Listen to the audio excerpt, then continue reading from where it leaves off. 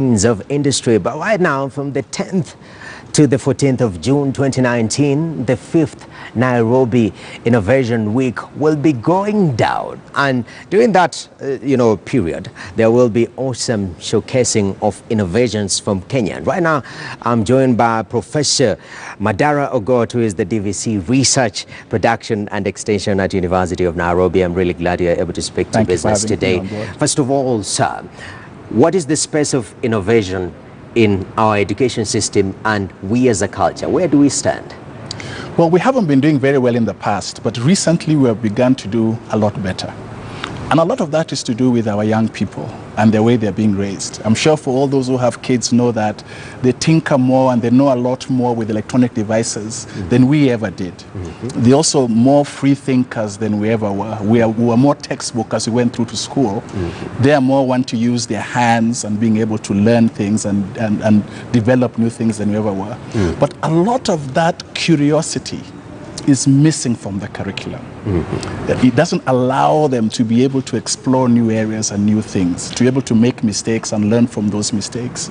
Because if you have me reading from an exam, I really have no leeway to be able to do that. Yes. And the new competency-based curriculum, they say, should be able to allow them to be a little bit more creative than they are currently. Because without that creativity, you're not going to have the innovation that we expect and where Kenya needs to be. Yes, definitely. And you being the DVC Matters Research, in Kenya we've had an issue when it comes to funding of research. We've seen people with incredible proposals, but getting funding, even though pushing the government to divert some funds into research.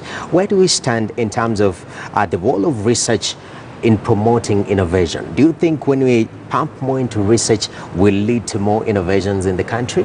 Absolutely. About 10 years ago, or 2010, about 9 years ago, the government initiated the position that they'll put about 2% of GDP into research.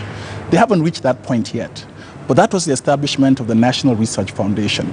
One really good thing it has done consistently since then, it has given a considerable amount of money for postgraduate students to be able to do their research. But one of the key criteria they have put in is that that research must be relevant to national development.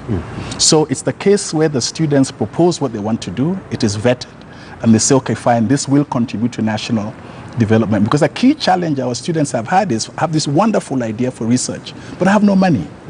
I don't know where to get money. So at least in that regard, the government has really come in. The other one is that we have realized that to get true innovative research, you must partner with industry.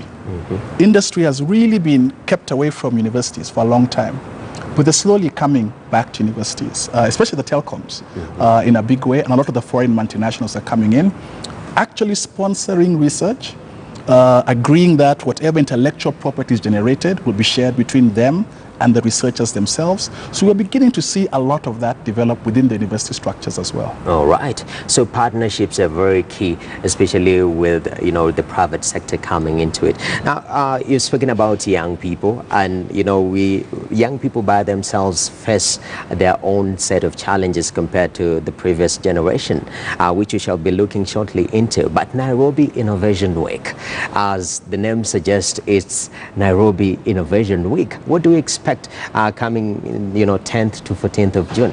This year we actually expect a lot.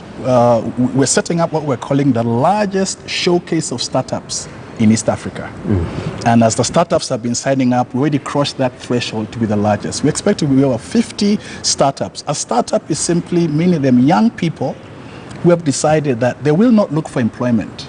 They will be the creators of employment. So they have set up their small businesses, most of them based on ICT, most of them trying to solve our everyday problems, and they'll be showcasing what they have. Yes. All the startups are ongoing businesses, so they're not ideas in somebody's head. Definitely. They're already running, and therefore we welcome everybody to come and see. It's free to enter, free to come and see. But we've also added two other things. Yes. One, we also have a training for people who may have an idea all the way to commercialization. We plan to train about 300 or so people.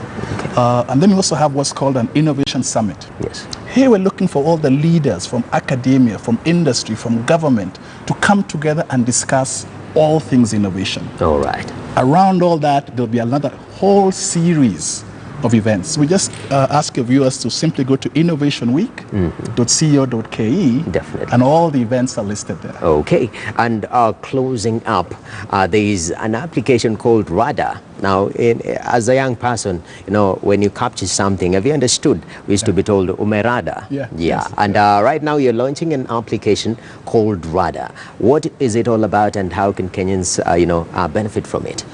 The beautiful thing about RADIS was actually developed by students themselves at the University of Nairobi with support from UNESCO. And it looks at student life. What are the challenges do university students face on a day-to-day basis? And the app allows them to be able to direct them where they can get answers directly from officers, or where they can get answers from within the app itself, or from within peers, or from within videos and so on that has already been pre-programmed in. So it's one way to guide a student. One of the big challenges students have is they arrive at university. It's a big place. Yes. It's a lonely place. And they really don't have somebody to guide them on a day-to-day basis. This is the purpose of this app that will be launched during Innovation Week. All right. Thank you very much, sir. That is very informative. Hopefully people will attend, and even those people with money and they want to channel it somewhere. Absolutely. To some of these startups that have already started, they'll get an opportunity to do so. Thank you very much for speaking to Business Today. All right. There you have it. NAIROBI Innovation Week. Young people, there's the platform. Go and learn from other people. Right now, we are taking a short break right here at Business Today. But coming back, we shall be having BBC Money Daily before we resume.